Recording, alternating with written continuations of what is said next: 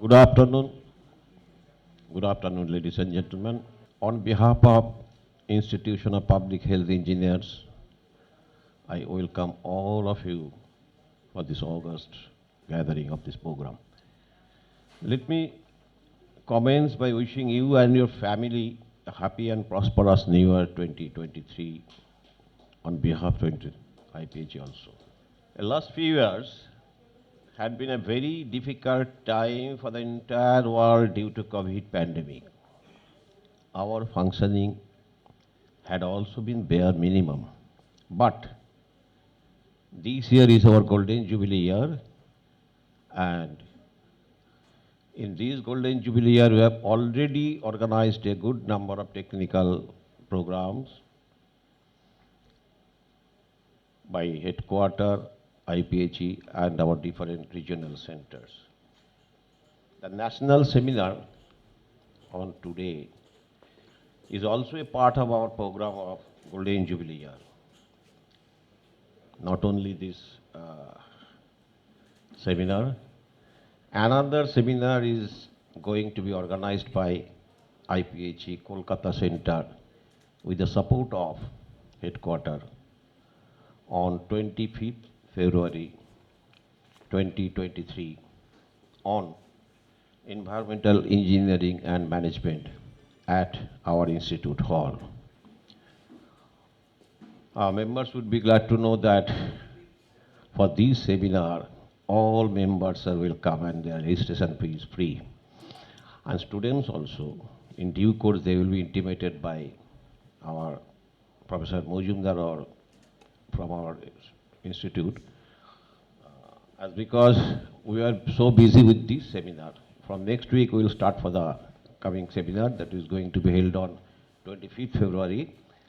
All members are welcome, means IPHE members are welcome in that seminar, and registration is free.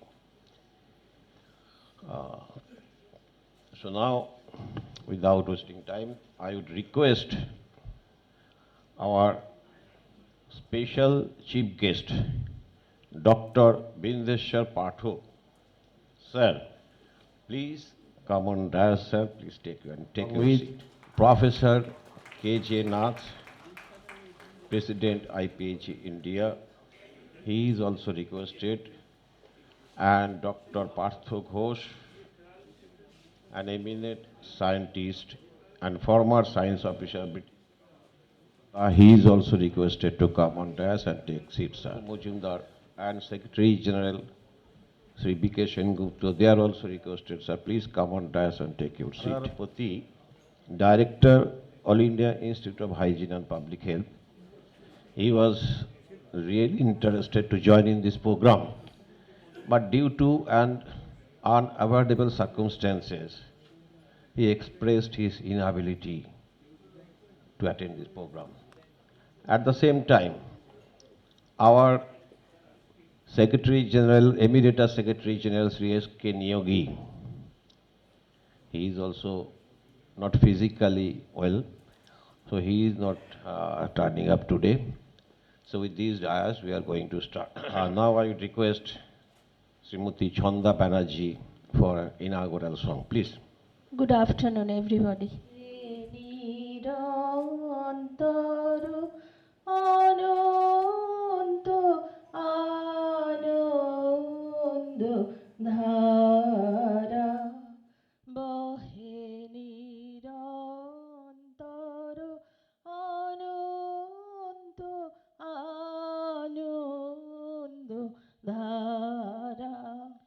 বাজে, আসিব নভ,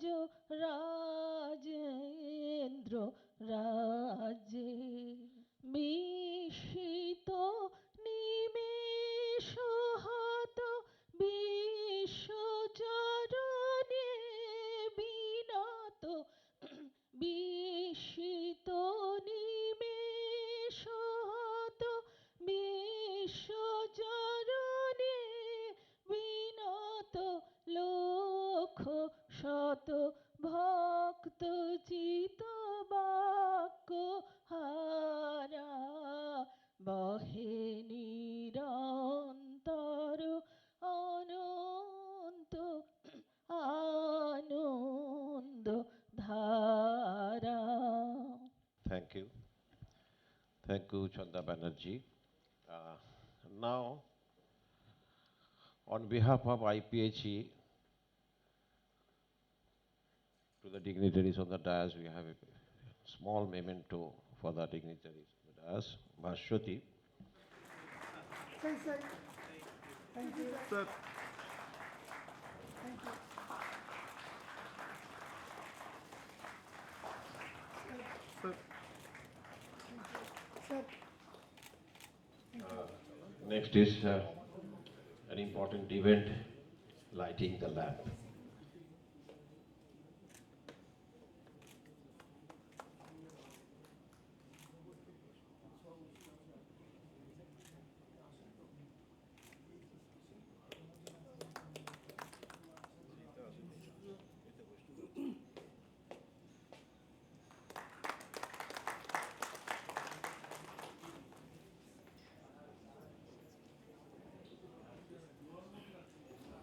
B.R.B. Gupta, please, sir, please come.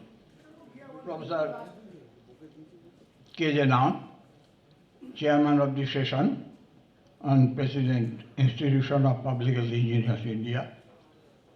Padma Bhushan, Dr. Bindeshwar Pathak, Dr. Partho Ghosh, an eminent scientist. Padma Bhushan Bindeshwar Pathak is the founder chairman of Sulabh International Social Service Organization. Sri Professor Dr. Arunabha Majumdar, Vice President, IPHE, Sri T.K. Dotto, Secretary, IPHE Headquarters, dignitaries, delegates, friends from the press, if any, invited guests, ladies and gentlemen. A very good afternoon to you all and a very good Happy New Year, though belated. It is with a very happy note and mood that I welcome you to this seminar on urban waste management and air pollution control issues and challenges. As part of our Golden Jubilee celebrations, established in 1972, the Institution of Public Health Engineers has entered the Golden Jubilee year, last year, 2022. And we are observing a bunch of programs to commemorate the Golden Jubilee celebrations, like having popular talks on topical interest, seminars, workshops, environmental awareness program for senior students of schools in Salt Lake and outside, and many other programs during this year. Actually, we have also organized a number of other programs, social service organizations, and also health checkups, etc., etc. The present program seminar today is a part of the Golden Jubilee celebrations.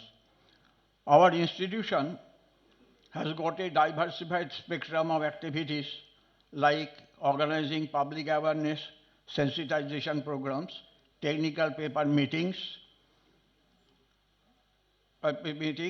consulting services, training, and course for skill development and human resource development.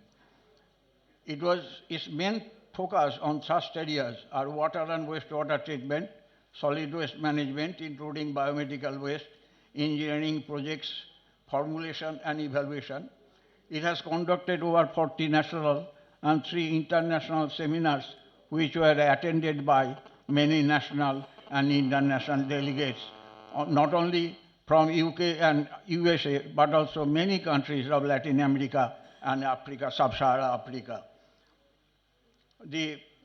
Actually, we are also putting trust on in other areas, and we have conducted many sponsored consultancy services like SAM Improvement Program, sponsored by Department for International Development, UK, performance evaluation of domestic filters for arsenic removal, study of PVC and asbestos pipes for water supply, as sponsored by Tata Industries and Electro Steel Castings Private Limited, low-cost sewage treatment plant through duckweed ponds, baseline survey of status of surface and groundwater supply in various parts of West Bengal, sponsored by Public Health Engineering Department of Government of West Bengal, pollution abatement measures for Talis Nala, sponsored by the MA and UD Department, Government of West Bengal, and also refurbishment of underground Kolkata Square, very age-old, 100 and 150 years old, age-old squares, both man-entry and non-entry and non-man-entry consultancy services we have executed in the past. In the today's program, we have experts deliberating in the fields of solid and liquid waste management. Your attention must have been drawn on the news item published in leading newspaper just yesterday about the not so satisfactory status of segregation of solid waste as source of generation, and a lot more things to do on this issue. Popular memory is very short, and it is necessary to have more sensitization program through information, education, and cooperation. Our efforts through golden 4 R's, recycle, recover, reuse, and reduce, for converting waste management to wealth management has much more scope for improvement. One of the major problems facing the urban local bodies is inadequate land for waste disposal. The problem has been further aggravated due to acute land scarcity, urban land scarcity, as also high price rise of oil and fuel. Though we have little bit of silver lining in the fields of water resource management, supply management, and quality management, we are very poorly placed in place of liquid waste disposal. We are yet to intercept and divert many nalas leading to river courses. Our development programs are at times at cross purposes, causing very serious disruption of civic services. Civic services. We have very often interfered with water courses for better transport mobility, and many man-made problems have made the things worse, like encroachments and other man-made issues. In our developmental policy, commensurate technical, institutional, and managerial inputs were not provided much way to sustain advanced technological-based programs. Most of our sewage treatment plants are either in shambles or in urgent need of repairs. We hope that under the present Namami Gange program, government will put much more attention for optimization of the past investments made. Today's newspaper also contains a news item about biomining of garbage dumps along Belgacha in Howrah and other places. And you already know that such garbage dumps have been converted into very many commercially viable items, like the Chandos Garden in Parsakas area and the Shabhumi in the northern part or central part of Kolkata near Salt Lake.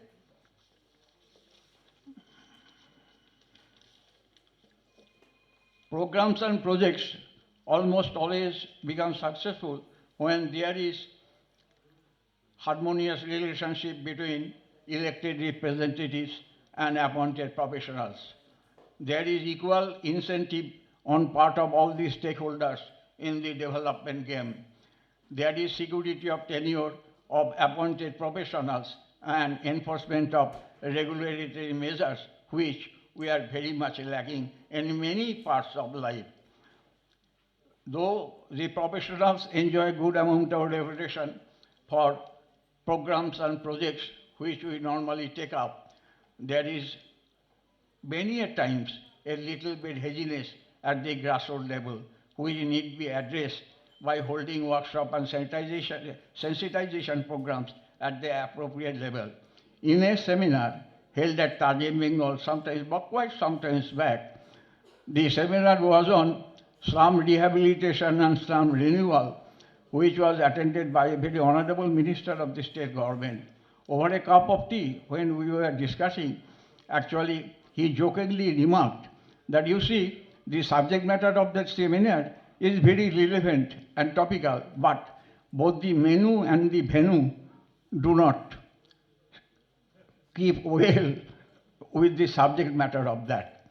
My intention of saying only this, that if we can have more sensitization program from the grassroots level people, because we very often provide very sophisticated sewage treatment plants, etc., like MBR, SBR, etc., which we just do for the local bodies, thrust upon them, and they have neither the managerial, nor the technical, nor the financial capability of maintaining them, putting them in jeopardy almost always. And nowadays we are finding, as I told before, that most of the sewage treatment plants in our state, including many in Calcutta, do not either function, or even if they function at much less at their rated capacity. The experts during today and tomorrow in their deliberations, I hope, will provide a suitable roadmap for ways forward. Ladies and gentlemen, the weather is pleasant outside, and I hope the outstation delegates particularly and all of your friends, you will have your stay during the today and tomorrow in the city of joy in a comfortable way. And you will be taking active part in the deliberations so that we have the seminar successfully completed in a fruitful way with certain recommendations to be forwarded to the relevant departments of the government, other NGOs and other organizations, so that in future we can take steps not only for optimization of the past investments that have been made, but also take up programs which can be sustained. Sustainable development has two connotations. One, the development which the community can sustain, and the second one, we must not utilize the present natural resources in such a way that after meeting needs for the present generation, we can keep sufficient for the future to enjoy. If these are the connotation for the sustainable development, that we should aim for projects and programs such with training, human resource development at all levels, executive level, on-site program level, and working level, so that they can be well maintained and they can provide the benefits that are due for it. With these few words, I welcome you once again to this seminar with the hope that with your active participation at the end of today and tomorrow's deliberations, we will come out with certain set of recommendations that will be fruitful and beneficial to the society and on a larger scale for the whole humankind. Thank you all. I would request to Professor Arunabha Majumdar for his address on introduction and objectives of the seminar. Before that, a few words. Professor Majumdar is a founder member of IPHE, founder member, Vice President of IPHE for the last couple of years, former Director, All India Institute of Hygiene and Public Health, Emeritus Professor, Jadavpur University, visiting lecturer, actively associated with different professional body or government department as well as different NGOs. And moreover, under whose leadership we are organizing today's seminar. Professor Majumdar, please. Dignitaries on the dais, Professor K.J. Nath, respected Padma Bhushan Dr. Bindeshwar Pathak, respected Dr. Partha Ghosh, Sri B.K. Sengupta, and Sri Tarun Datta. Unplanned developmental activities may cause environmental degradation, resulting in adverse impact on public health. Any biotic or abiotic changes causing degradation of the environment is pollution. Today, our river and water bodies are getting polluted due to discharge of untreated or partially treated sewage from very many urban centers. Also, untreated and partially treated industrial effluents are getting discharged into the water bodies.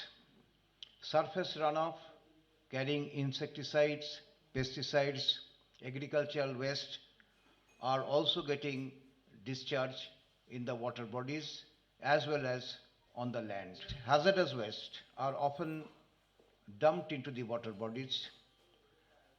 Dead bodies, especially dead animals as well as human bodies, are also dumped in the river.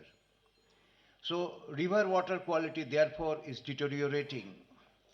As per present information, out of 603 rivers in the country, 279 rivers are polluted in different stretches. In West Bengal, 13 rivers are polluted as per the report available to us from Central Pollution Control Board. These rivers in West Bengal includes Ganga, Borakar, Churni, Damodar, Darokeshwar, Daroka, Jolongi, Kashai, Mohananda, Matabhanga, Rupnarayan, Tista, and Vidyadhari. Now, if we look into the other sources of pollution, there could be non-point sources of pollution. As per our study conducted in Varanasi, our study means when we did study at All India Institute of Hygiene and Public Health under the leadership of Professor K.J. Nath, in Varanasi, during our study, we found 23% pollution is coming from the non-point sources of pollution. So we have to look into this aspect carefully. Apart from that, our finding of high concentration of fecal coliform in the river is coming from untreated discharge of septage, that is fecal sludge. It is getting dumped into the nala or outfall channel leading to the water bodies. And most of our cities and towns are having on-site sanitation system, that is septic tank. If we look into, when we look into the solid waste, we generate in our country around 150,000 metric ton of solid waste every day. As per direction of Honorable National Green Tribunal, as well as per our solid waste management rule, we have to do segregation at the source. We must have a proper house-to-house collection system, transportation, as well as proper processing. If we process 150,000 metric ton of solid waste in this country every day, we can generate 27,000 metric ton of compost, generate biogas, electricity, as well as CNG. Around 30,000 metric ton solid waste are recyclables. We are recommending now material recovery facility, and thereby we can salvage 30,000 metric ton of recyclables which can be recycled in registered processing industry. Another problem we are facing is the legacy waste. 20 million metric ton of legacy waste are there in West Bengal, according to study. As per direction of Honorable National Green Tribunal, in this country, we are biomining legacy waste and salvaging land. In West Bengal also this work is going on. Thereby biomining process we have adopted and land is getting reclaimed. If we look into the quality of the air, it is deteriorating, and we find even in this city of Kolkata during winter, 70% people are suffering from different type of problem in the throat, cough, acute respiratory infection, as well as asthma.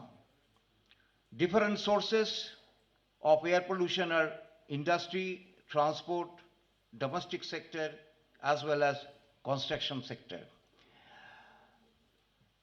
Now these are the problem. It is true that we are working very hard today through very many flagship programs like Amrut, like Namami Gange, Sat Bharat Mission 2, Gramin as well as urban.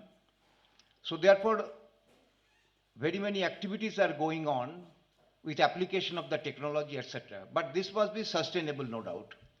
With this idea, Institution of Public Health Engineer decided to organize a national seminar where we will be highlighting basically three issues.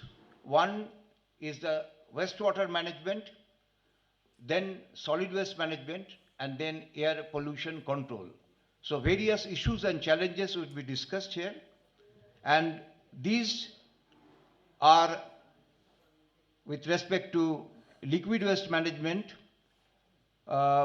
technology, their selection, implementation, operation maintenance, strategy for abatement of river pollution, resource recovery.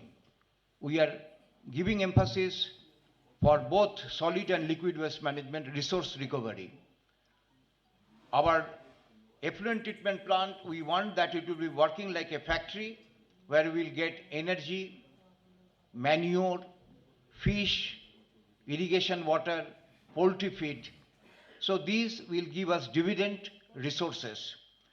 We'll be also discussing the issues relating to curbing vehicular pollution, C&D waste management, construction and demolition waste management, health impact on air pollution, etc.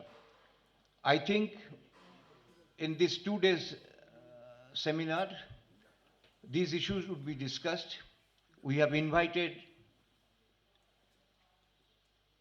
eminent speakers, including faculty members from educational institution, research scholars will be participating here, students are participating, they will be taking up also, discussion in this particular seminar. I think that after 2 days of deliberation, we can recommend outcome of this seminar to the concerned department. With this, I thank you. Namaskar. Now I would request our Honorable Guest of Honor, Dr. Pathak Ghosh, who will give the inaugural address. Dr. Pathak Ghosh, I know everybody, he has no required any introduction. He was an eminent scientist and former science officer, British Council. Recent past, most of we have seen in ABP Ananda Shrestha Bangali award he has given. So, Dr. Ghosh, please, sir.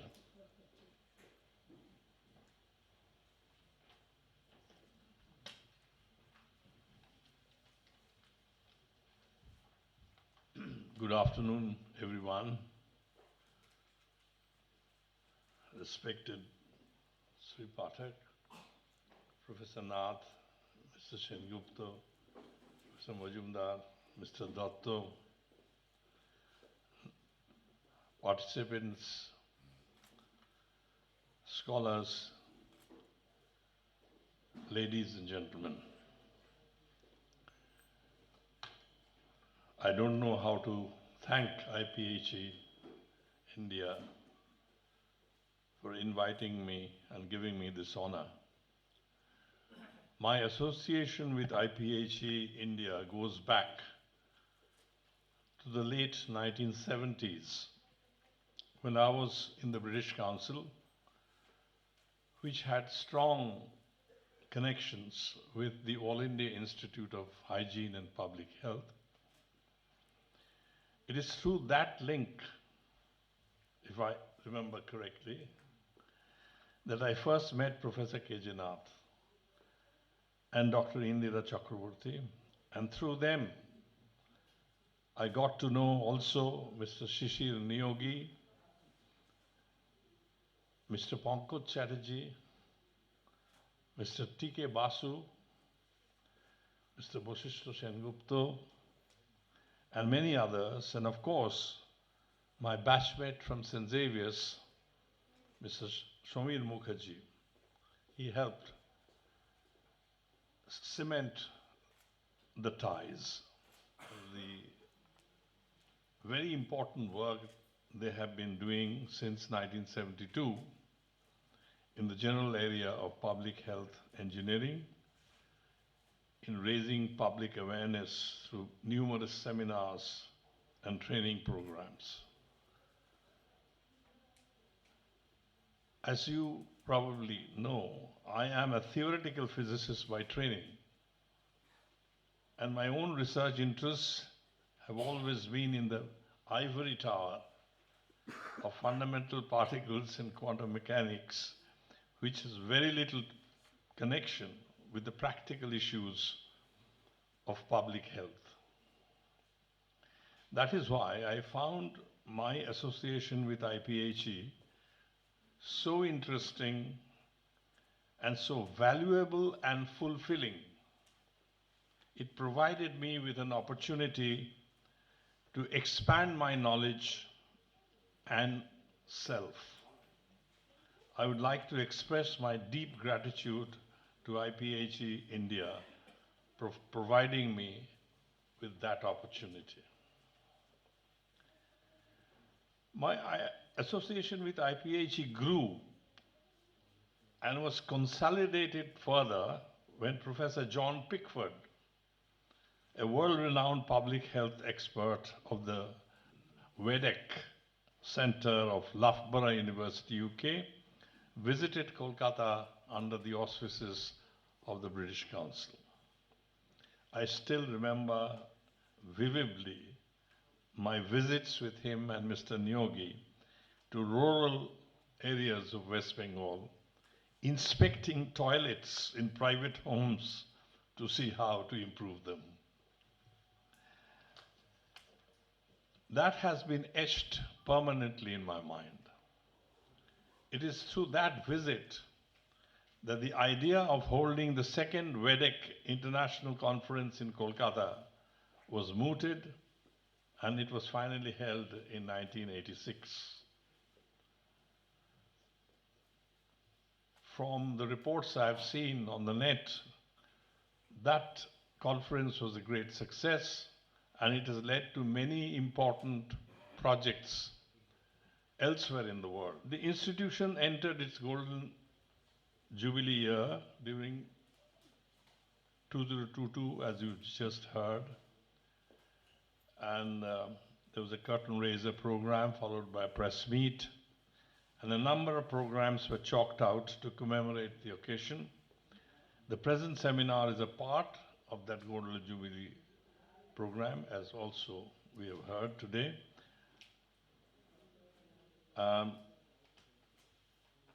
This particular seminar, whose objective has also been conveyed to us all by Professor Majumdar, is on the theme Urban Waste Management and Air Pollution Control, Issues and Challenges, which is a burning problem in both urban and rural areas. I'm particularly personally affected by this. Every year during winter I suffer a lot. I've just come out of one of those bouts. So whatever you can do to help improve the air quality as well as the water quality would be, I think, mostly appreciated by the public in general. I live near the Bindeshwar lake, and every year until very recently, I don't know exactly what is happening now, but a lot of things used to be dumped into that lake. But I think that due to constant public pressure, some improvements have been made. And I think that area looks much better these days. So it's not that nothing is happening, but nevertheless, a lot more needs to be done. And IPHE is one of the key institutions in this region to carry forward that work and to raise public awareness about these issues. So I hope that during these 2 days you will have very useful discussions and come up with concrete proposals, as Professor Majumdar has said, and society will benefit from that.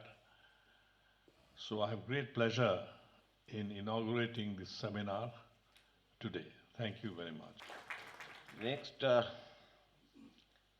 would request our Honorable Chief Guest, Padma Bhushan Dr. Bindeshwar Pathak, founder, Sulabh International Social Service Organization. Before that, a few points for you, sir. Dr. Bindeshwar Pathak has turned the pages of India's long history of untouchability, social discrimination, and the mass practice of defecation in the open. He has brought about a sea change in the lives of the poor and the weaker sections of society, as well as the down and the out. The Sulabh founder is a Renaissance man who combines in his multifaceted personality the traits of a social scientist, an engineer, an administrator, a human resource manager, a social entrepreneur, and an institution builder. He is also a philosopher, writer, poet, and a promoter of art and culture. He is thus fulfilling the dreams of two national icons, Mahatma Gandhi and Dr. Bhimarao Ambedkar. The Swachh Bharat mission of the Honorable Prime Minister Sri Narendra Modi ji is a decisive historic step in the direction, and Dr. Pathak has significantly contributed to the successful implementation of the Swachh Bharat mission by partnering with the government and about 125 companies in different levels. The first pay-and-use public toilet complex was constructed and maintained by Sulabh at Patna in 1974. There was no looking back, and now the number of Sulabh pay-and-use toilet complexes exceeds 10,000 in different parts of the country.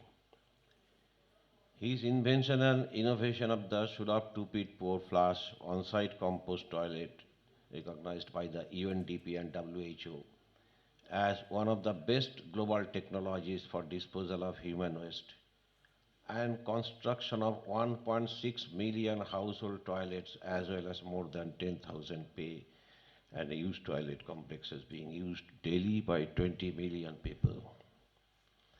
The two-pit pour flush Sulabh toilet technology has over the years been approved and recommended for use by the national and international agencies. He has established the Sulabh International Museum of Toilets, which is the only museum of its kind in the world. Dr. Pathak is a great humanist, social entrepreneur, and social reformer of contemporary India. To the weaker sections of society, especially, he is the compassionate face of a paternal redeemer. His approach to restore human dignity to the scavengers has 5 stages. 1. Liberation. 2. Rehabilitation. 3. Vocational training. 4. Social elevation. And 5. Proper education for future generation. Due to the efforts of Dr. Pathak, a large number of elderly widows living in Vrindavan are all set to create a sort of history by actively participating in the festival like Diwali, Holi, the color festival every year, which were earlier banned for them. For his seminal contribution, Dr. Pathak has won several national and international awards, Padma Bhushan from the Government of India in 1991, the International St. Francis Prize for Environmental 92, the Stockholm Water Prize by Stockholm International Water Institute 2009, the Legend of Dela Planet Congress Foundation Xerox Secretaries of UNESCO Paris 2013. Dr. Pathak received the Gandhi Peace Prize from the Honorable Prime Minister of India, Honorable President of India, Sri Ramnath Kovind at Rashtrapati Bhavan, New Delhi on February 26, 2019. He was appointed as Brand Ambassador of Such Rail Mission by Indian Railway on November 2, 2016. Dr. Pathak has also been nominated as a member of Gandhi Smriti and Darshan Samiti by the Ministry of Culture, Government of India on September 2, 2002. Now, I would request Dr. Pathak to come and tell. Before that, I have a small request to all of you, sir. Give a standing ovation for him, sir, please.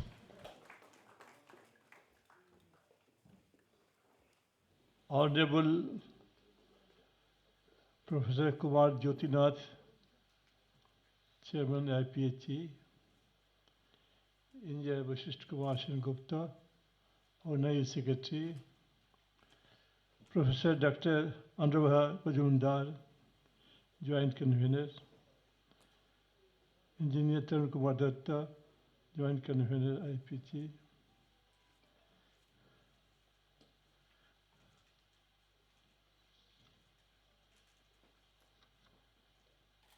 Dr. Nilanjan Ghosh Bhushan Basu, Vice President of IPHE, Pradeep Kumar Bhattacharya, Dr.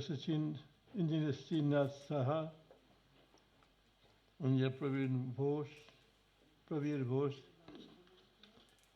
Samir Kumar Mukherjee, Dr. Dilip Kumar Dhar, Engineer Dilip Kumar Dhar, Bhaskar Ghoshi, Jagdish Chandra Ganguly, Rachit Kanti Chakravarti, Ashish Kumar Sen, Shishir Kumar Niyogi, Sheila Yadav, Komal Prasad, Devendra Singh Chaudhary, Varun Kumar Prasad, Suchit Kumar Bhattacharya,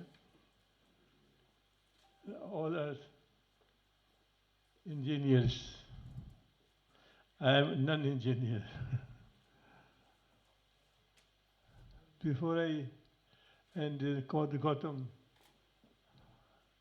his title is Gautam. अब क्या बोलते last में वैशाख वो हमको बोलने में नहीं बनता है So I am thankful and grateful to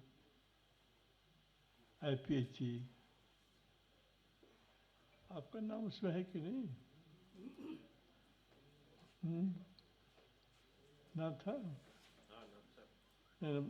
बाद हाँ Pathak Business Council. So I am thankful and grateful for giving me this opportunity to be with you to participate and also to share my experiences in this field of more than 50 years. Sector is a long story, so I will not repeat. And Tikatatta ji has almost given you the brief about me. It was surprising for me yesterday when I met Mr. Joydeep Chakravarti. He is from Kolkata. You are also in the organ organization you have.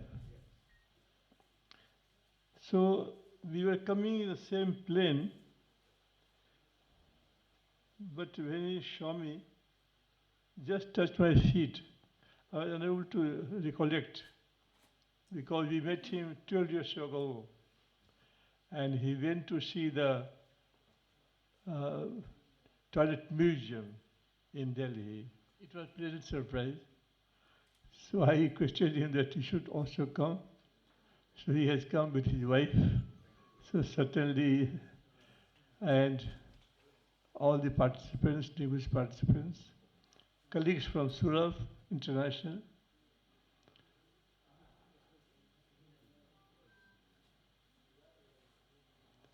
has been distributed. And if you have not got, you can get outside. So I will not repeat the same thing here.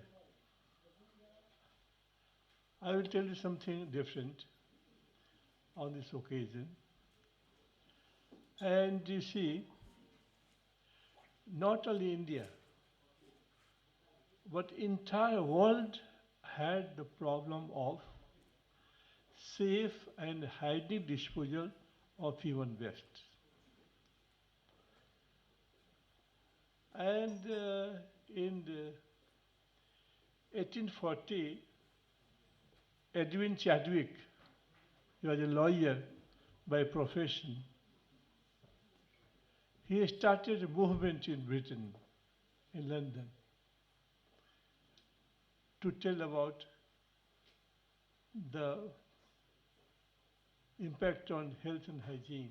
He wanted, and he not wanted, he did try to convince the British government to form some ideas, some technology to find out the solution of the problem.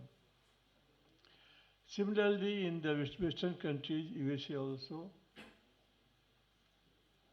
the problem was that in the very morning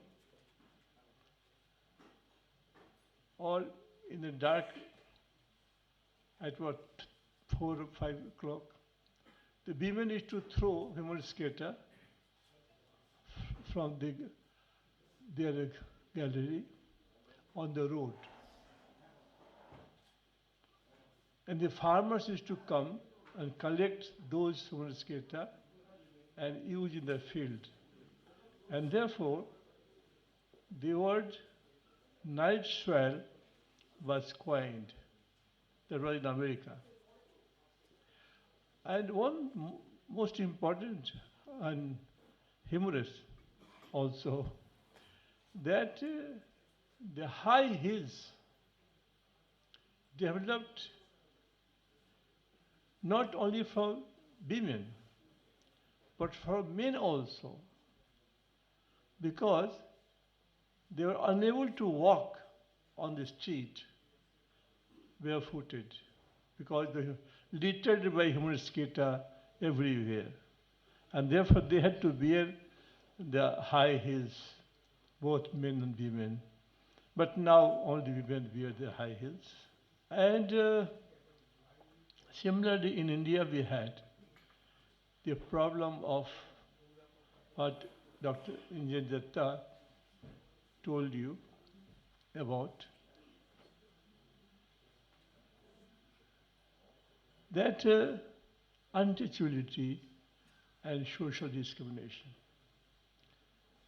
So when the society started living in organized manner in the new civilization, because in the earlier one, in Mohenjo-daro and Harappa civilization, there were toilets and drains for the disposal of a safe and hygienic disposal of human waste. But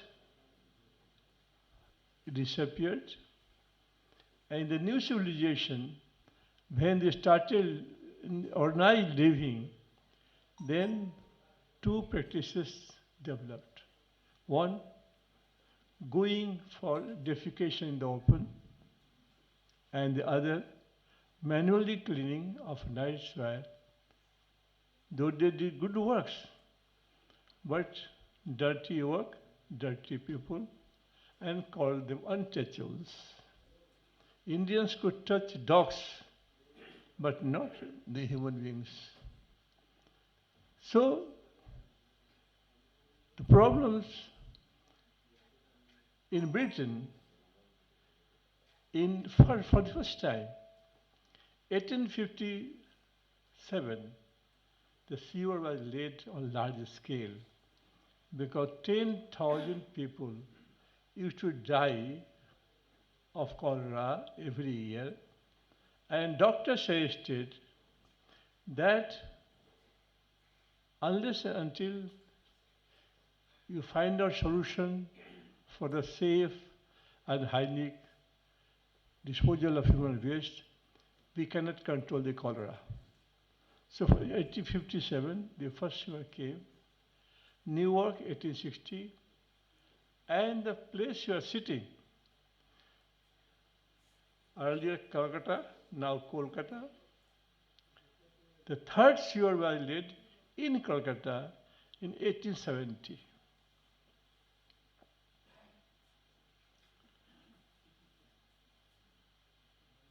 Technology-wise, and the septic tank system was developed by John Harrington. But later on, he did not continue with this. So Thomas Scraper, he got patented the technology, and he promoted the septic tank. And therefore from London, because British colony, it came into India also. But very few. So the two systems of disposal of waste were developed before me. Sewer system is perfectly all right if you talk about technology. There is nothing wrong in sewage treatment plant and sewage technology. But the problem is the cost of construction and the maintenance is very high, and the enormous quantity of water is required to flush. And therefore, at present, this is in March 2021, CPCW came, Control Board of Pollution. Estimated sewage generation in urban areas is 72,368 MLD. STP proposed 1631, installed 1469, operational 1093, actual utilization 1093. Finally, those STPs who are compliant with regulations, 578 STP with 12197 MLD capacity. Can you imagine? You have 9,000 towns, small and big, in this country, and recognized by the government is about 4,200 something. So, just can you imagine? If you leave the 9,000, just take 4,200, then only 578 STPs from 1870. So 30 years and 100 years and 152 years. So this technology, although good technology, there I have nothing to comment, but certainly the operational part is very difficult. Septic tank also a good technology, but has some problem. But essential also, because in the cold climate, human skata does not get converted easily, where the temperature goes down to 30 minus 20 or 30, 10 degree. So septic tank is suitable for the cold climate, where the human skata drops into the water and the bacteria developed there. It decomposes the human skater mixed with water, but at the time of cleaning, you find water, wastewater, decomposed sludge, and also raw human skater. So who will clean it? Now we have developed many machines to clean, but it's difficult. Also, it has bent pipe. So there is exit of methane, which creates problem for global warming and hence the climate change. So this is very important that in sewage system and septic tank, both the exit methane in the atmosphere. And if you combine the animal dung, it comes 32% methane goes to atmosphere. So now you are crying, not to you, but the entire world is crying, even the developed ones, about the climate change. Now you find rains in those areas, the desert areas, where the difficult people were hankering for water. And in those areas, you find heavy rainfall. So, when I came in the picture, because time is short, so I will not take time, what Ticket Datta Sahib have said, I will not repeat that.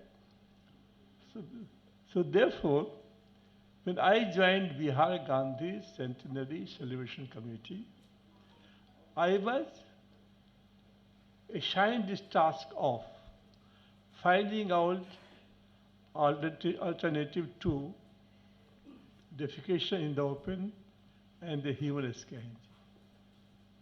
You know, I'm not an engineer by background. I'm not a scientist. But recently, one interviewer of a press was asking me many times, oh, you are a sociologist, you are a criminologist, how you developed all these things? What I have found, experienced, application of mind is more important than knowledge. Knowledge you can borrow. I met Professor Nath in 1978 in a national seminar organized by Government of India, WHO, UNICEF in Patna. And there I met him, and since then we are friends. There are two types of friends. One friend, you say, okay, how are you? Achhe hai, khaiye, theek hai, yeah. This is one friend. And one friend, I can tell anything, good or bad, of my life, and he can also reciprocate. So there are two types of friends in life. One you can just say hello, hi, and the other with whom you can tell everything of your life. You can't talk to your wife, to your children and others, but you can talk to a friend. They started Sulabh with संसार. उसमें है कि आप बैठिए, मिलिए, खाइए, पिए, बात कीजिए. Anyway, I don't digress. So, the man who assigned the job, he gave me a book published by WHO in 1960. In the book, they have discussed many designs about the disposal of human waste. There are 3-4 lines. If it is correct, it is like this. Mass of Latin designs produced over the world, Pit Privy emerges as most universal and applicable type. And these 3-4 sentences left a deep mark in my memory And that was the beginning of the technology I invented. So that was very important. So what is the technology? The technology is very simple. It's not like solar system or septic tank. It's very simple technology that bacteria present in the soil converts human excreta into manure. Simple technology, nothing to be brought from somewhere, nothing have to put every day like many other technologies. So, this is the technology. That bacteria present in the soil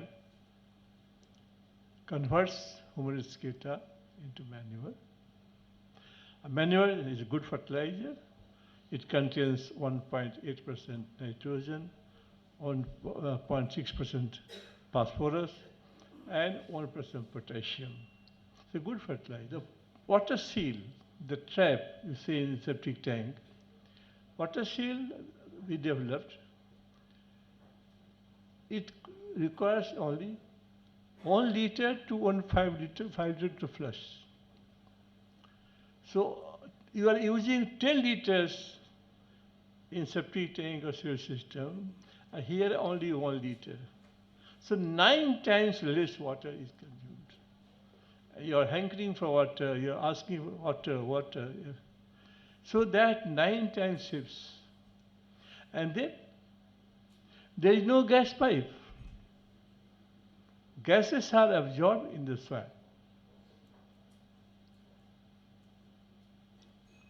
So we don't allow methane to exit in the atmosphere. Therefore, no global warming and no climate change. There are 2 pits.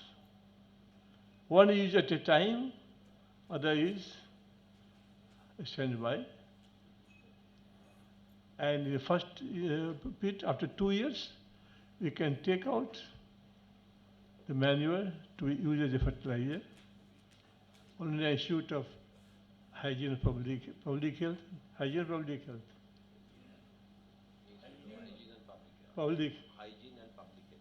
Hygiene and Public Health. This organization also, not also, is the pioneer. And in Shingur, they did experiment on borehole latrine. And 2 persons, I remember, Dr. T.R. Bhaskar and Dr. Subramaniam N. Majumdar. So these people did research. Sampath Kumar.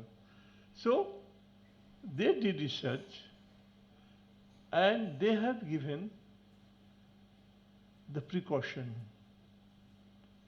that if you have a well, it should be 30 feet away from the toilet. But it says the soil is homogeneous and the quality of sand in the soil is less than 2 mm, then the bacteria will travel only 3 meters. And that too, after 6 months, then it will have the in English I forget, सेवाज लग जाता है उसमें काई लगता है पखाने के भीतर में. So that prevents bacteria to travel more and regression takes place. And the regression takes place and it comes about 6 feet. So there is no chance of pollution of water. Here, the campaign is going on in India. I think these details should be taught to the people,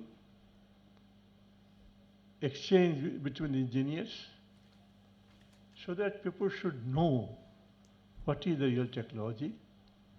And therefore, in borehole latrine, they used to have 10 feet deep or more. And here, we have kept only 5 feet deep. Because when I started all these things, although unusual, but I studied soil chemistry also.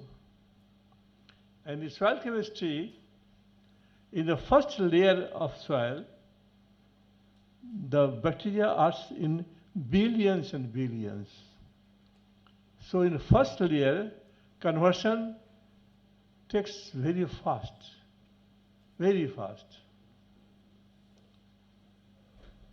If you go to second feet, third feet, 4 feet. So we are not suggesting to go more than 5 feet so that the conversion should be proper early. The minimum requirement, I was in KBC, and the man who was and who is propagating about the design, and he said one half this year, 1.5 साल में 1 year 6 months we should clean. No, sir, no, not less than 2 years, because every farmer has no microscope to see whether pathogens are there or not. So on a practical basis, it was suggested 2 years. In 2 years, there is nothing. Sahab has taken the name of John Pickford, and he came with millions of dollars for the research. So when he went to Patna, he met me. He told me that no, one ascaris, this round, white round, is left in the bottom, and that can be destroyed only when it comes into contact with the air. Till it is anaerobic, it will not die. Never.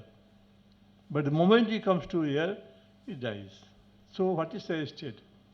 That after taking manure from the pit, at least 2 days or 3 days, you allow to be in the air so that should die. And for that, so he was said, oh, Dr. Pathak, don't say to others, I have $millions for the research. I said, okay, I have nothing to say. John Pickford, you do it. You like it. He started teaching two-pit Latin in his university. And now we are teaching these subjects in 23 universities of India as a graduate and MA degree in sociology of sanitation. And sociology of sanitation, the first man, M. Talbot, he talked about sociology and sanitation when? 1896. My goodness. So we in anthropology used to study psychic unity of mankind and parallel growth of inventions. One person sitting in America, one in India, and both are tackling the same problem and giving the same solution. Both never met each other. So that is called psychic unity of mankind and parallel growth of inventions. So he talked in 1996, and I started in 1985. Venkat Soya was the governor of Bihar. I went to request him for the inauguration. He said, yes, Pathak, I will come for inauguration. But will sociologists will agree for sanitation, water, health, and sociology? I said, sir, I will convince them. And exactly only 3 persons after 200 delegates agree for introducing this subject. Now, 23 universities are teaching this subject as a degree. And what will happen?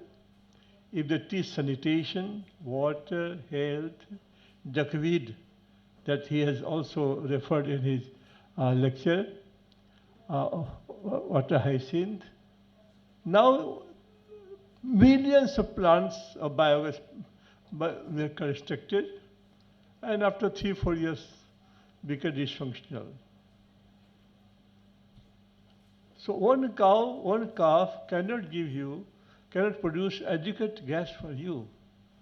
So I have invented other technology that if you dry it, water hyacinth, make it a powder, and put in the plant, you can get gas for 8 hours. Whole family can have food.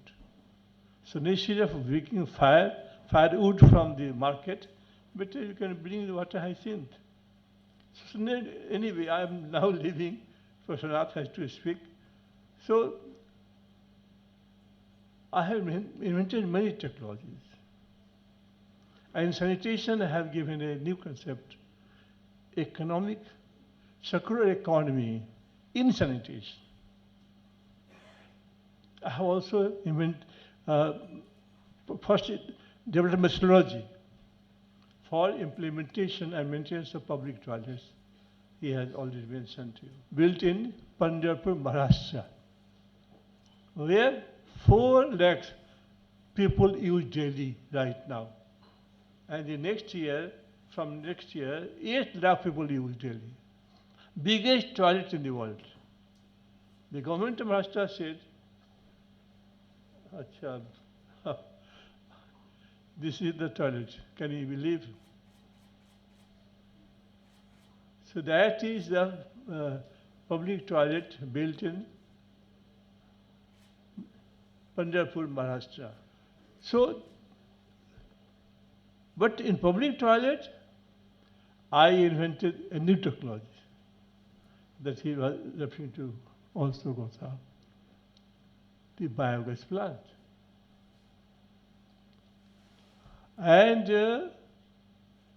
on the biogas, you can cook food, burn your lamp, warm bodies during winter season, and convert into energy as a street light. I did for 7 years in Bihar. Those who know Patna, those who have gone to Patna, from Kotwali to Sanjay Udyan Park. So that you can, in some area, you can use this street light also. And in water,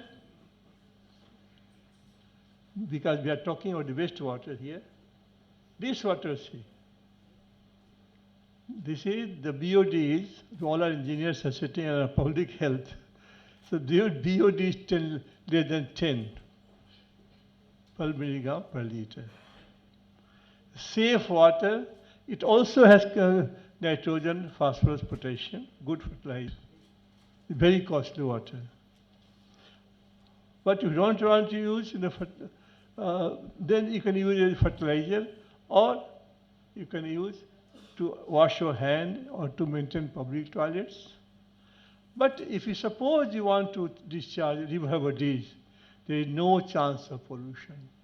You all have seen the river water of all rivers.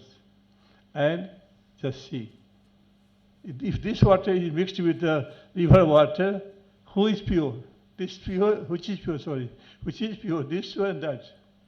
So that you can decide. Now, I leave this because if I go on speaking, it will be no ending. So considering the constraint of time, just I go to the Ganga Action Plan and just see. After, in India, okay, crematorium is okay, but not many people, even today, because of this Sandal, चंदन लगा के राख जलाने का जो काम है body को. So what you do, जहाँ भी, where is the crematorium or the burning heart, you just build 200-meter horizontal wall, both sides, and we take this water into the main stream. Don't allow the water to come in the bank. So the moment it goes to a main stream, it is purified. So, even after all problem, the mainstream water of Ganga is never polluted. And this is, no, I khatam kar rahe. So, the river Ganga, if you have this only, you are talking about billions and billions. So two things should do. The moment anybody, government, non-government, say dead body, dead animals being thrown in the rivers, be alarmed, catch the, take out from the river. And second, the crematorium, burning ghat, you build horizontal 200 meter, take the water. In the Thames, in London laboratory, the water from Patna was tested, and it was found that there was no pollution of water. Laboratory test, not that somebody had tested it, from London. I'm on record, I'm telling you. So the question is, you have to find out the solution of the problems, and I conclude with this, that the time has come for the engineers to decide what, that from centralized treatment to decentralized treatment, everywhere, you can find out the answer. But the moment you are trying to have only centralized system of human waste or animal waste or liquid waste or sludge, any waste, we have also done on this with thermophilic, mesophilic bacteria. We have converted the eatables, degradable, in 20 days as a biogas, or a treatment, a good treatment. So the question is, I would suggest the political engineers today to think over, to ponder over these issues and make a slogan. Because I am not an engineer. If I say, oh ho, कितना दिखाएगा तुम? वो तुम दिखाए नहीं, आपको दे देंगे, लक्ष्य देख लीजिए। माथे पे मैला ढोया है। आपने देखा किसी को माथे पे ढोते हुए? तो क्यों धोया हमने? जाके पैर न फटी बेवाई, सोका जाने पीर पर आई। जो आदमी का पैर नहीं फटा हो, वो दूसरे का दुख क्या जानेगा? उसको बढ़िया जूता पहनने का है, मेड इन स्विट्जरलैंड का जूता पहन रहा है, उसको क्या पता है कि जो पैर खड़ा ढोते थे उनकी क्या गति थी? तो इसमें जो है, हमने क्या किया कि एक माइकल एंजेलो ने एक मूर्ति बनाई थी, आप लोग सब जानते होंगे मेरे ख्याल से। वो मूर्ति ऐसी लग रही थी कि हंस देगी। माइकल एंजेलो की मूर्ति ऐसी थी, लगी हंस देगी। लेकिन हमने जो मूर्ति बनाई है, ये मूर्तियां हंसती है, बोलती है, लिखती है, पढ़ती है, और एक को 2021 में भारत सरकार ने पद्मश्री अवार्ड दिया है।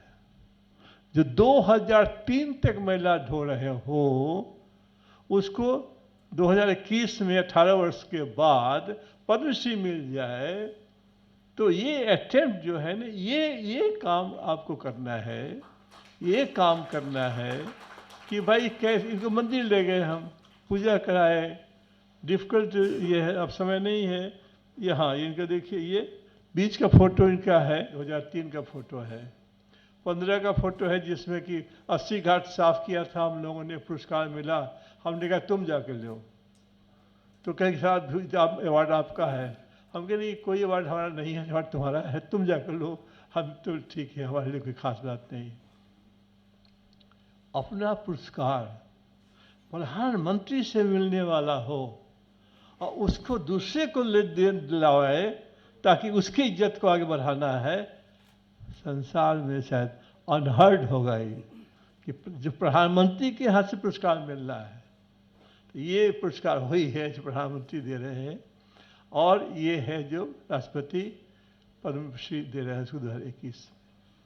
तो ये कहने का मतलब ये है, हमारे नाम से एक दिन 3 आदमी के नाम से, शायद इंडिया में 3 आदमी हैं या एशिया में 3 आदमी हैं, तो ये एक दिन 14 जुलाई जो है ना, वो हमारे नाम से न्यूयॉर्क सिटी के मेयर ने डिक्लेयर किया है डॉक्टर बिंदेश्वर पाठक डे।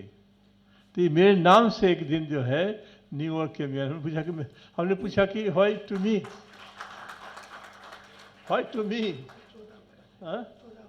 14 अप्रैल को ना, हम क्या बोले, सच बोल दिए। एनीवे 14 अप्रैल का रहा कि 14 अप्रैल है इसमें। बाद में लिटरेचर जरूर ले लीजिएगा, फिर से बहुत किताब आई हुई है भाई। यहाँ पर तो वो किताब तो दे दो, कहाँ गया, इन लोगों को दे दो कम से कम, वो लोग लेंगे जाके। तो दो दे रहे हैं, दो 3 जो ना बड़ा बड़ा जो, तो आप लोग ले लीजिएगा किताब। तो हम ये अब समाप्त कर रहे हैं ये कहते हुए कि जो पब्लिक इंजीनियर्स हैं, इतना बड़ा ग्रुप है, और पब्लिक इंजीनियर्स के जो काम हैं इसको ये संस्था आगे बढ़ा रही है। इसके लिए हम बहुत बहुत उनको धन्यवाद देते हैं, साधुवाद देते हैं, और आशा करते हैं कि ये जो है, ये जो ग्रुप आपका इंजीनियर्स का है, ये कि नई सुबह लाए। हाँ, और ये ला करके लोग जो छोटे छोटे टेक्नोलॉजी है उसको बैठ करके विचार करें, सिर्फ उस पर मत जाइए। जो बड़ी बड़ी टेक्नोलॉजी है ठीक है, वो भी ठीक ही है, सब लोग ठीक हैं। मुझसे पूछा एक आदमी ने अभी 5 दिन पहले, फलाना के बारे में क्या कहना है, तो मैंने कहा सभी लोग अच्छा काम कर रहे हैं, मैं भी अपना काम कर रहा हूँ। तो वो आदमी चुप हो गया, बोला कि नहीं नहीं ऐसा हम कह दिया ना, सभी लोग अच्छे हैं, मैं अपना काम कर रहा हूँ। तो समय बहुत मिलता है हमको। आज दूसरे की बुराई जो करने लगेंगे तो मेरे पीछे पड़ जाएगा। तो ये है कि भरोसात के अपना काम करिए, जो हो सके भगवान के नाम से लेकर के। इसमें सब जो ईश्वर की कृपा है, पूरी जिंदगी कहानी तो संभव नहीं कहना है, बट लिखा हुआ है। फिर मिलेंगे, नाथ साहब फिर बुलाएंगे हमको, इनके जितने लोग हैं फिर हमको बुलाएंगे, फिर आएंगे, फिर चर्चा करेंगे, और जो विषय छूट गया होगा उसकी चर्चा करेंगे। जो पेपर पढ़ा गया है वो भी है, ले लीजिएगा, जान कर उसको छोड़ा हमने। बहुत बहुत धन्यवाद आप लोगों का, सब लोगों को ज़्यादा ले लिया हमने, विषय गंभीर है थोड़ा सा। तो Thank you, sir, for your thought-provoking ideas and work, what you have done and sharing with us. Thank you once again. Now, one information for you. Our Emeritus Secretary General, Sri Shishir Kumar Niyogi, he is absent today due to his illness, but he has sent a message for us. I would request our Sri B.K. Sengupta to read it. Our ex-Secretary General, the founding father of this institution, who is a well-known figure all throughout India in the public health engineering field, was to have come to attend this seminar as a guest and deliver his address. Unfortunately, he is a bit indisposed, and he has sent a small message and asked me to read it out before you. I just simply reading out his message as has been sent by him. I read out. Respected Chairman of the session, Professor K.J. Nath, President IPHE, Padma Bhushan Dr. Bindeshwar Pathak, Founder, Sulabh International Social Service Organization, Dr. Partha Ghosh, eminent scientist and former science officer, British Council, Dr. P.R. Pati, though absent, Director, All India Institute of Hygiene and Public Health, invited guests and IPHE colleagues. IPHE is celebrating the golden jubilee of its glorious existence this year. For individuals, 50 years of activity is measured as a long period, but for an organization, it is not so. At the same time, for a social service organization like Sulabh International and IPHE, the steady growth for a period of 50 years and the leadership of the elected and selected office bearers sometimes becomes weak, which leads to a moribund state for its lively growth. For that matter, we can definitely claim that our chief guest today, Dr. Pathak, founder of Sulabh International, and Professor Nath, President IPHE, for a long period, have not only kept the organization vibrant with activities, but also have spread its functioning and exemplary social and consultancy support to many in the sphere of public health engineering.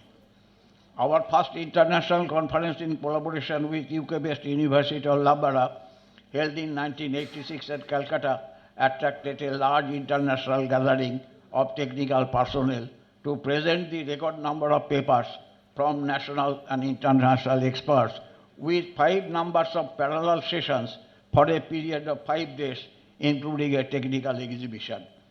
There are many authors in the technical sessions at the present national seminar. You will listen to them. I may now be allowed to conclude with the story of an incident which myself and Sri B.K. Sengupta, our present Secretary General, still remember, and that is related to International Conference of 1986. For holding 5 parallel sessions, we selected Rabindra Sadan, Nandan Complex. But the problem was with Nandan halls, which were meant for film shows only. Nandan management of the Rabindra Sadan was then under the chairmanship of Satyajit Ray, the great personality of the film world. We, a few under the leadership of the then State Minister for Urban Development and Chairman of the Organizing Committee, met Satyajit Ray at his residence. Sri Ray expressed sorrow for our inability to develop a dignified convention center to accommodate such an international event. I quote what Ray said: "We, the citizens of Calcutta, boast of our cultural activities and heritage. For that, we must not blame anybody, including foreign rulers and our post-independence administration of our country. At the same time, we must not feel small before our foreign guests and experts either. We must do it in the best possible way. Yours must be a good show, and that definitely in our Rabindra Sadan Nandan complex. Yes, you go on, gentlemen. Thank you for allowing me to say something before you. I always share the joy of your company, which I cherished for long 46 years, from 1972 to 2018, as the Secretary General of the Institution of Public Health Engineers, even now at this old age as Emeritus Secretary General. We are really grateful to Dr. Partha Ghosh, the popular personality in the field of science, music and literature, who will inaugurate the seminar today. He was with us as a very active member and advisor of the 1986 International Conference, and that as the principal representative of the British Council, Calcutta. Thank you all. Signed, Shri Kumar Yogi. Thank you. For the message of our Emeritus. Now I would request to give presidential address by our President, Professor K.J. Nath. K.J. Nath is widely regarded as one of India's foremost experts on sanitation and community water supply, environmental health and public health engineering. As Professor of Environmental Sanitation and Director of the All India Institute of Hygiene and Public Health, Government of India, he did seminal works on rural and urban sanitation and water supply, urban waste management, air and water pollution, water quality surveillance, environmental epidemiology, and impact assessment. At the international level, he has served on a number of occasions as a consultant and member chairman of expert panels of the World Bank, Asian Development Bank, WHO, UNICEF, UNEP, UNDP, WSSCC, UN Habitat, International Scientific Forum of Home Hygiene, UK, US Trade Development Agency, etc. He served as a member of steering committee working group of the Planning Commission from the 6th 5-year plan to 10th 5-year plan. He was a member of the Planning Commission High Power Committee of SWM and Public Health 97-98. Steering Committee of the first and second phase Ganga Action Plan. Expert member of NGRBA 2009 to 2014. National Task Force on Environmental Health. Chairman of the National Coordination Council on Water Quality. Rajiv Gandhi Drinking Water Mission. He has published more than 150 research and review papers, books, monograms, etc. He has received several awards, including Rajiv Gandhi Memorial Sulabh Sanitation Award in 98, Environmental Scientist of the Country Award by National Environmental Science Academy in 1999, Golden Jubilee Award of the Indian Public Health Association 2007, Most Eminent Public Health Engineer of the Country by Institution of Engineers in 2008. With these few words, I would now request to Professor Nath. Sir, please, a few words on the... Your delegates, members and fellows of Institution of Public Health Engineers, invited ladies and gentlemen.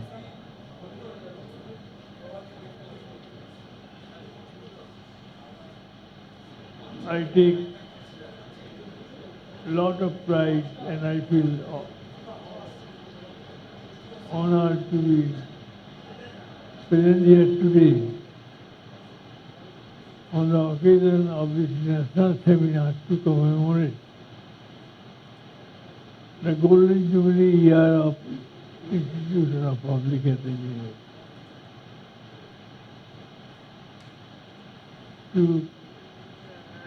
Today we are beginning the 2.5-day national seminar on what? National seminar on urban waste management and air pollution control issues and challenges.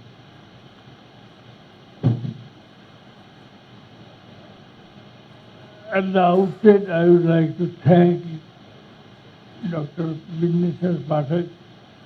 He has been always supportive to all the activities that IPHE has undertaken during the last 5 decades. And he has also supported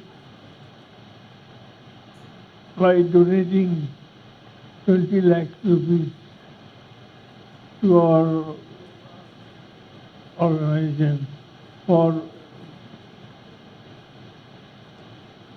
the celebration of Golden Jubilee year and also for the facelifting of the building and installation of a lift and upgradation of the, on the whole, upgradation of the facility.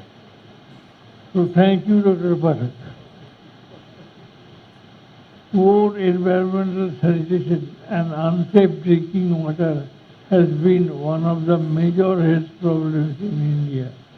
Water and sanitation-related infections and diseases of the alimentary tract constitute 60 to 80% of the illnesses. This is WHO study results.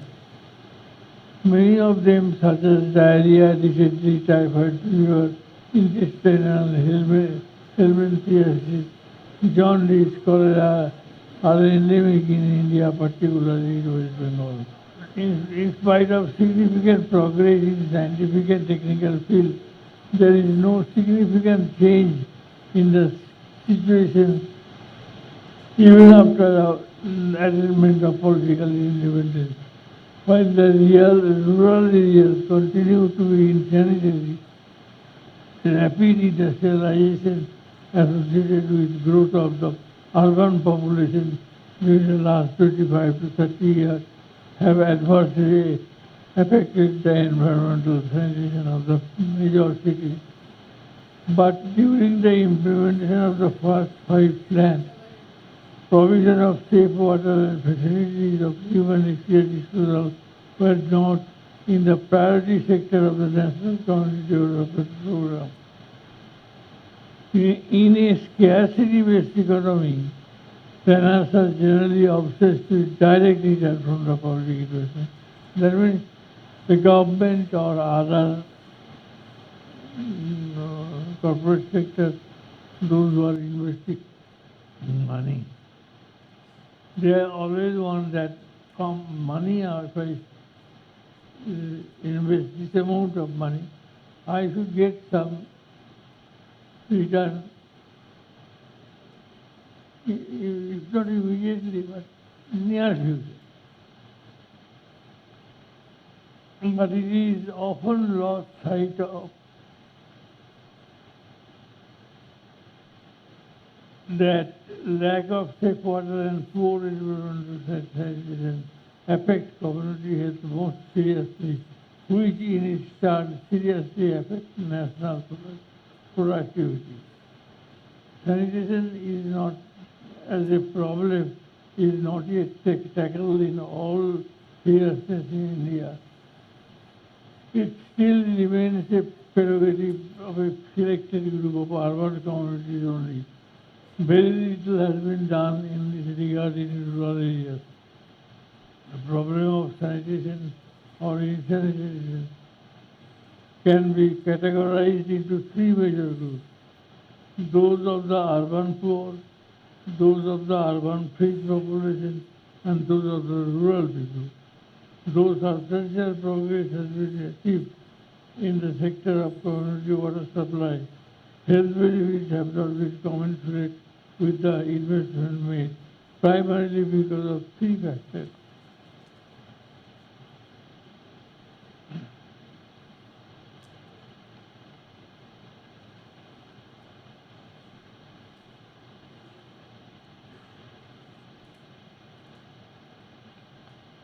Number one, community water supply projects have not been integrated with hygiene, education and sanitation. That you all must be knowing. You are all public health engineers. Many of you are working with PhD. We always deal with community water supply in isolation. We don't integrate it with hygiene, education and sanitation. This is one factor that is the reason for health impact not being commensurate with the investment made. Water quality surveillance has been totally neglected. You will find if you visit, inspect the government projects on community water supply, you will find mostly the money is going for sinking tubewells, laying pipelines, and many other engineering activities. But not much is spent on public education, health education, hygiene, behavior improvement, etc. And then water quality surveillance is totally neglected. You are creating water supply system, but without surveillance, naturally there will be problems. Lack of participation of the people, particularly the women. Women who are the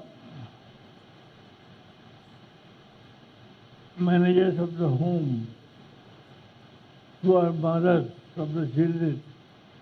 So without involving them, without making them aware of our program, the program will not be very successful. So these three main reasons: lack of participation of the people, particularly the women, water quality surveillance, is neglected, and community water supply projects have not been integrated with hygiene, education and sanitation. These three are major reasons for our projects not giving commensurate health benefits. Historically, sanitation has been provided a lower priority by the planners. Most of our cities and towns are insanitary due to inadequate most of our cities and towns are insanitary due to inadequate facilities of excreta and wastewater disposal and solid waste management facilities. Over the years, if anything, the quality of these services have deteriorated due to pressure of urbanization and rapid population growth. Mounting costs, growing gap between the needs of these services and the resources of the municipal bodies, and increasing managerial problems. In the rural areas, even elementary sanitary services are non-existent in most villages because of the extremely poor level of sanitation. Control of infection and water infection of water or insect or field-borne diseases has remained intractable in spite of substantial progress made in the field of water supply. You see, so long I was describing the poor situation in respect of sanitation. As a matter of fact, I can tell you that the only redeeming feature in the field of sanitation in India is the contribution by Dr. Bindeshwar Pathak. Now I will talk to you about air pollution.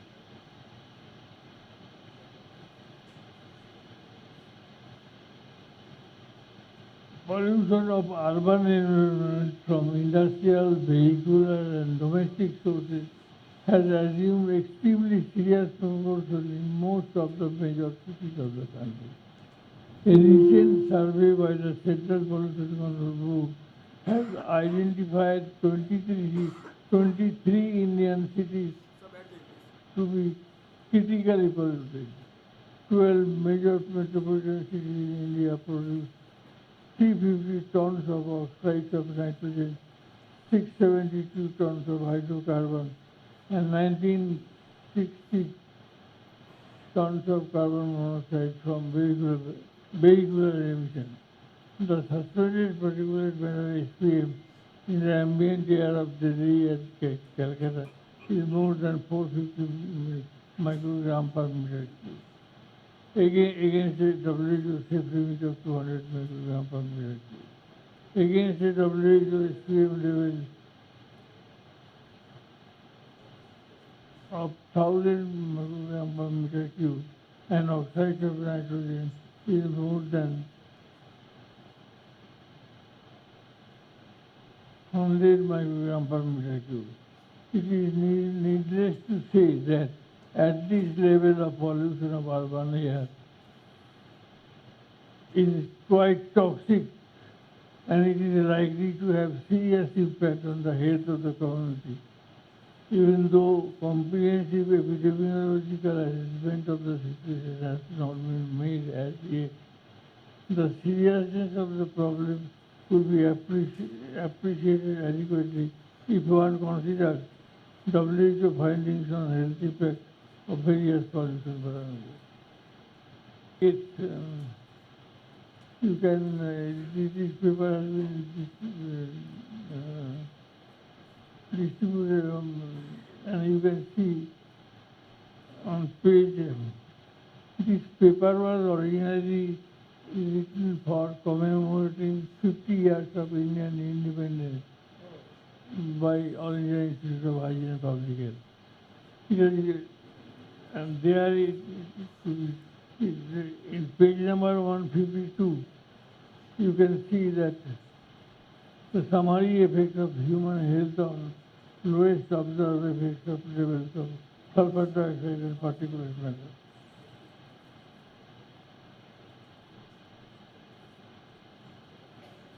You see, but if you are exposed for 24 hours, then you can impact, adverse impact could be excess mortality,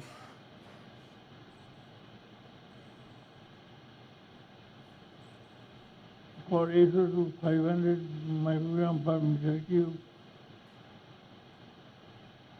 smoke 500 microgram per meter cube, increased acute respiratory mobility, adults.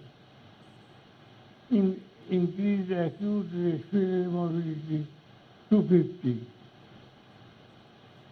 for SO2.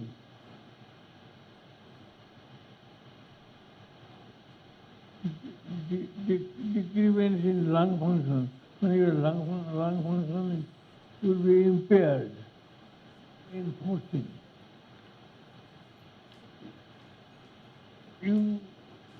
I wonder at times that we are always talking about pollution. For example, air pollution. We are telling that citizens in cities like Delhi, Calcutta, or even Bangalore, because of this serious air pollution, citizens are losing 10 years of their life expectancy. And you are losing 10 years of your life because of the adverse impact of air pollution. Then if it is so, then why is that we are not very serious about preventing, or is it that are there no technology, or we are not serious about it? Even the pollution control authority, why there is no blueprint for a safe urban life? Now many other cities, in western cities, they have stopped morning walk because they think that you have problems. Delhi has got down this problem. As a matter of fact, our capital city is very seriously polluted. Air pollution and its health effect is extremely serious. Delhi, which had only 11,000 registered vehicles in 1948, had 2.2 million in 1992-93, adding 25,000, 250,000 vehicles every year. Calcutta vehicular population is roughly doubling every decade. It had 5,73,953 in 1992. Today, it must be around 8,50,000. In 1971, Delhi had 8,380 kilometer road for 2,40,000 vehicles. That is 28 vehicles per kilometer road. In 1991, the city had 221,671 kilometers of road for about 2 million people. In Calcutta, the situation could be more critical, though total number of vehicles is much less. But the road space is even lesser proportionately. Land use for road network. International norm about 30%, Delhi 20 to 25%, Calcutta about 6%. Delhi has 20 to 25% of road space.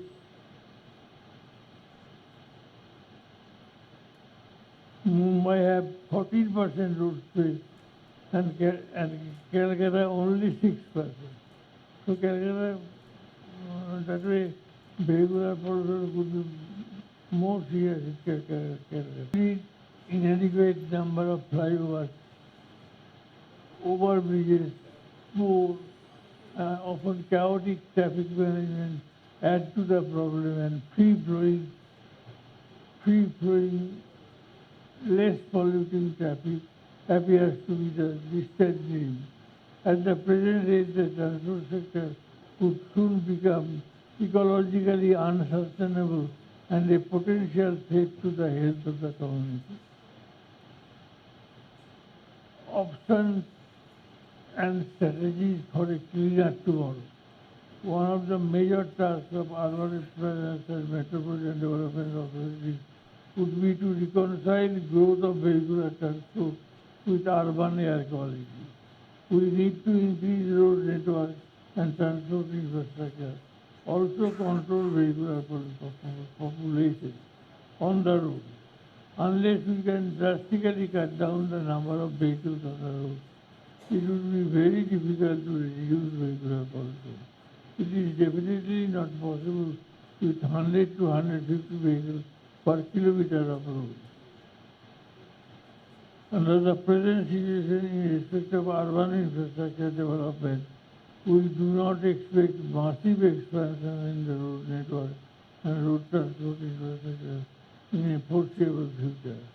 As such, some measures need to be taken urgently to control vehicular population on roads. Necessary legal and fiscal measures would be required to encourage mass transport and provide disincentive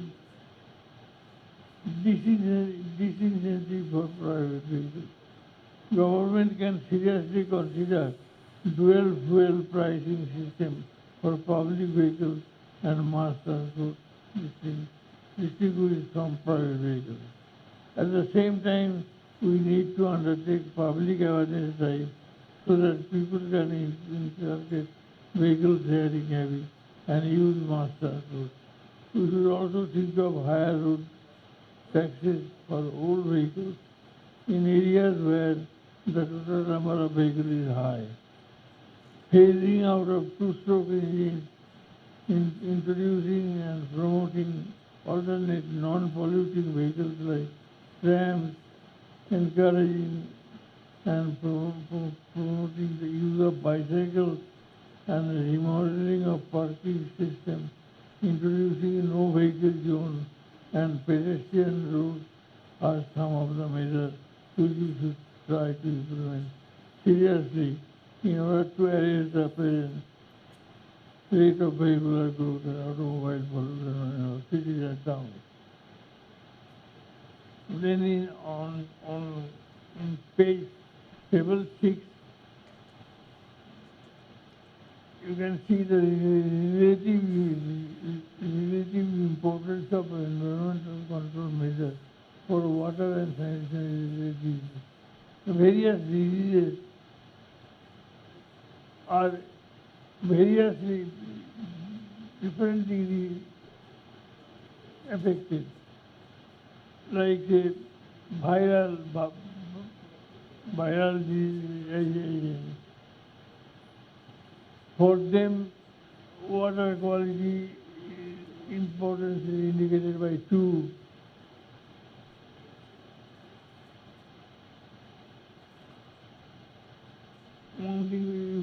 One thing is come out clear from this table, which is prepared by WHO, that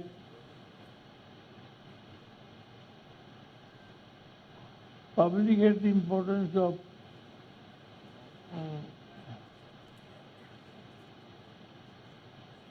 sanitation,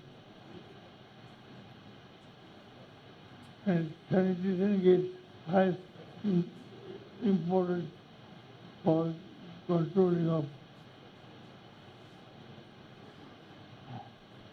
who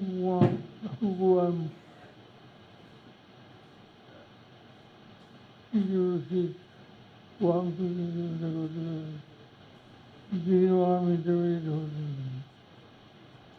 Now I come to environment related problems in the country. Burden of environmentally provoked diseases include those communicable diseases which are caused by environmental factors like polluted water and food, by vectors breeding in clean and polluted water. It also includes those non-communicable diseases which are caused by air and noise pollution and chemical contamination of soil or water. Burden of environmentally provoked diseases, as given in Table 6, to effectively control diseases, environmental sanitation and community water supply need to be considerably improved in terms of water quality, water availability, exterior disposal and treatment, and personal and domestic hygiene and soil disposal. Food segregation. Various ongoing environmental health and sanitation programs and or such like linked programs being carried out by different ministries and organizations have not significantly improved the overall sanitation. Thus, incineration-linked diseases still continue to ravage the nation periodically because of noticeable morbidity and mortality.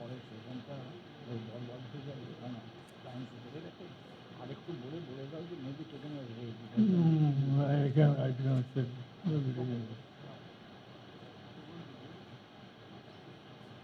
Okay.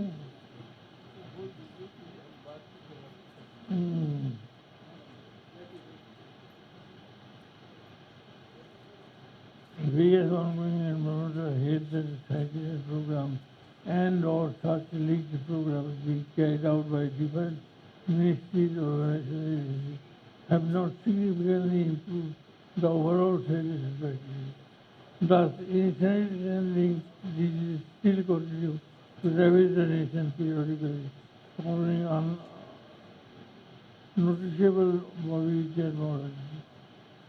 The history of plague, persistence of malaria, JE, and outbreaks in many areas are constant reminders of the urgent need to improve environmental sanitation. Though cholera has declined, the cholera epidemic was very serious all over the world, and the epicenter was Calcutta. Calcutta was the epicenter of cholera epidemic. Though cholera has declined due to availability of specific drugs and rehydration therapy, diarrheal disease, a direct consequence of poor environmental sanitation, continues unabated. Filaria, another environmental disease caused due to lack of adequate drainage system in urban areas, is endemic in many parts of the country.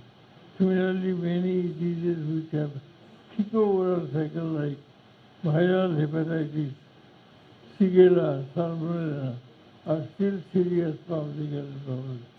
Environmental pollution of water and soil have resulted in fluorosis, arsenic and lead and cadmium poisoning, contamination due to pesticides and insecticides. About the burden of water-related diseases in India.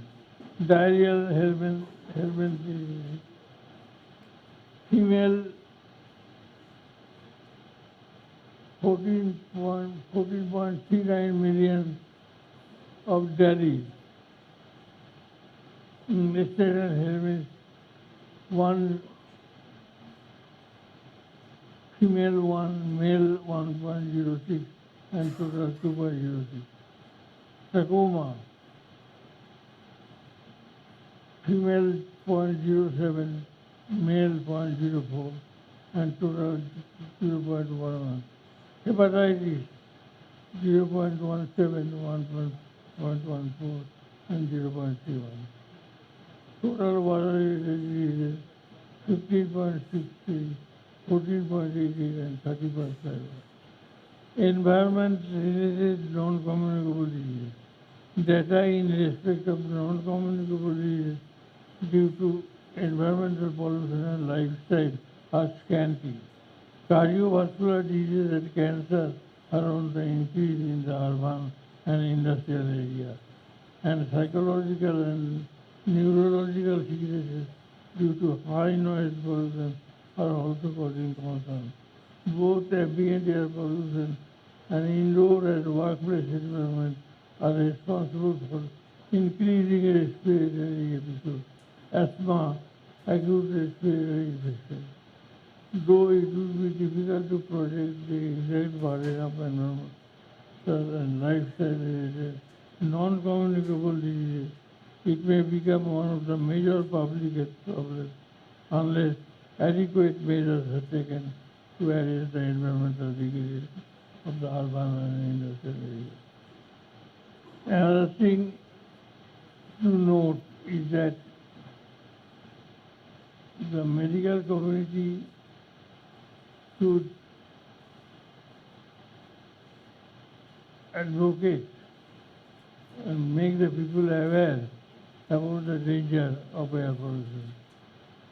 That dangerous diseases like cardiovascular illnesses and cancer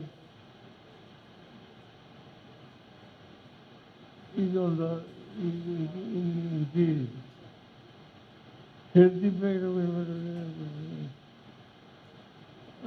What is the annual health incidence of health costs due to ambient air pollution levels exceeding WHO guidelines? Now, this is a Central Pollution Control Board study that air pollution is causing premature deaths of 40,000, 40.351 million, which is what 170 to 1.65 million. And hospital admission and sickness requiring medical treatment, 19,008.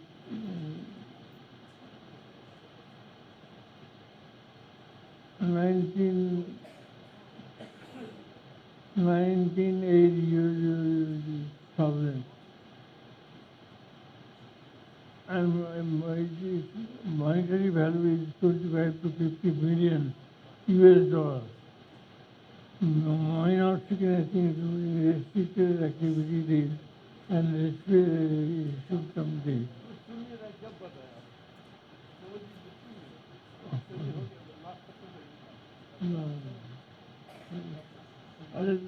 This is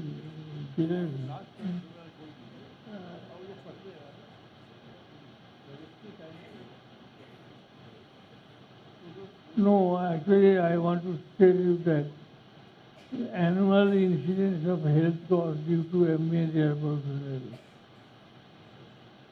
Premature death care health cost is US dollar 170 to 1.615 million. Minor sickness means,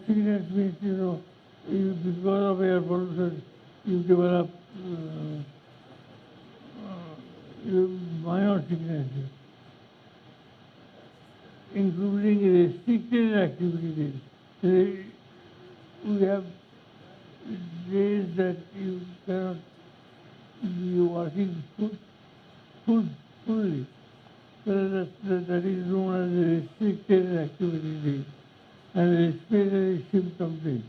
When you get shorty, kasi, ইত্যাদি, এর জন্য এর physical impact হচ্ছে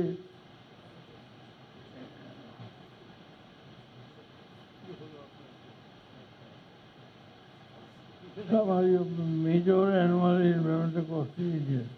Urban air pollution, summary of major annual environmental costs in India. Urban air pollution, urban health impact, low estimate, 517 million US dollars. high estimate is 2002 US dollars. Water pollution, urban and rural health effects, especially diarrhea. Urban air pollution का health effect क्या होगा? water water pollution high air pollution. Now I will conclude this word that what has been the cost of inaction? Inaction, that lack of action, preventive and control action on the part of the planners and policy implementers has been extremely high. The magnitude of environmental and health effect of environmental pollution and lack of sanitary facilities in the rural and urban areas has not been adequately appreciated by the economic planners and policymakers of the country. During the first five-year plan, the investment on urban water supply and sanitation was less than 1.5% of the total plan. During the first five-year plan, the allocation on water supply and sanitation of our national development budget was less than 1.5% of the total plan. Estimated environmental damage, but when you see that our in the planned budget we are spending, keeping less than 1.5% for water supply and sanitation. When you see that because of your neglect of water supply and sanitation, what is the cost you are paying for that? The cost you are paying for that is the magnitude of environmental health impact of environmental pollution and lack of sanitary facilities in the rural and urban areas has not been adequately appreciated by the economic planners and policymakers of this country. During the first five-year plan, the investment on urban water supply and sanitation was less than 1.5% total plan. Estimated environmental, আমরা 1.5% খরচা করলাম না, তার ফল কি হলো? তার ফল হলো যে এনভায়রনমেন্টাল ড্যামেজ থেকে যে ক্ষতিটা হলো, that is $9.7 billion per year. That is 4.5% of our GDP in 1992 value. We are losing 4.5% of our GDP in 1992 value. 73% of this in terms of health impact of air and water pollution and poor sanitation. The situation slightly improved during the sixth plan. During the sixth five-year plan, the sixth five-year plan was after Stockholm Conference, and Millennium Development Goal was by that time developed. So a lot of pressure was coming on the developing country government to increase allocation for environmental sanitation. So we find that in the sixth five-year plan, there was a significant increase in the allocation of urban and rural water supply. But on the whole, the environmental sector never got the prioritized result. The cost of this inaction have been, the cost of this inaction have been enormous. The total cost in terms of health impact and productivity impact of the environment. The total cost in terms of health impact and productivity impact of environmental degradation in India, as given in the World Bank report, add up to 9.7 billion US dollar per year. That is 4.5% of our GDP in 1992. Health impact of water pollution and lack of sanitation alone is 5.71 billion US dollars.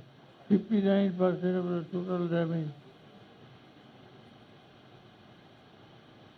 While one considers that we are struggling to achieve, this is interesting.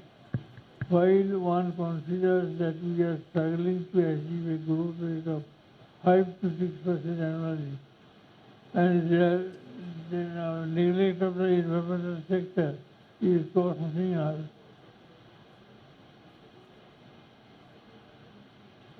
4.5%. 5.6% we are trying to grow. Our annual growth is 5.6%. We are losing 4.5%. So these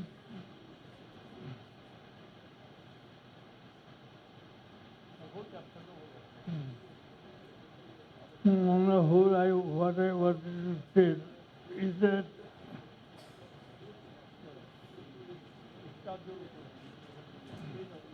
In short, I express my sincere thanks with deep respect to Padma Bhushan Dr. Bindeshwar Pathak, founder Sulabh International Social Service Organization, for his kind presence and making a thought-provoking deliberation on all the issues.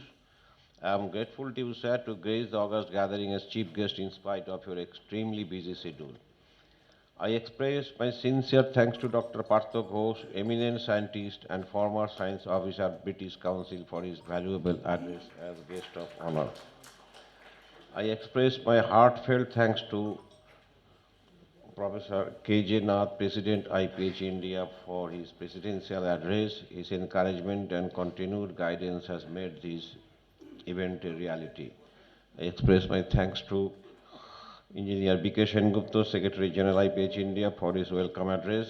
I express my sincere thanks to Professor Arunabh Majumdar, Vice President IPH India, for nicely presenting introduction and objectives of the seminar. He remained actively associated all along with this seminar since inception. I express my sincere thanks to Sulabh International Social Service Organization as a platinum sponsor of Green Tech Environment Management Private Limited, SFC Environmental Technologies Private Limited, Protomac Construction, Signas Integrated Services, Eastern Organic Fertilizer Private Limited, Calcutta Enterprises for their valuable and timely support in this program. I express my thanks to members of IPHE for their support in organizing today's program. My sincere thanks are due to all the members present here. Most respectfully, I express my best regards, respect, and humble appreciation to all the participants in this program. Let us vow to prevent and conserve all the species in our planet which shall enable us to strive the better future. Thank you. Namaskar. We have a plan. That's the problem.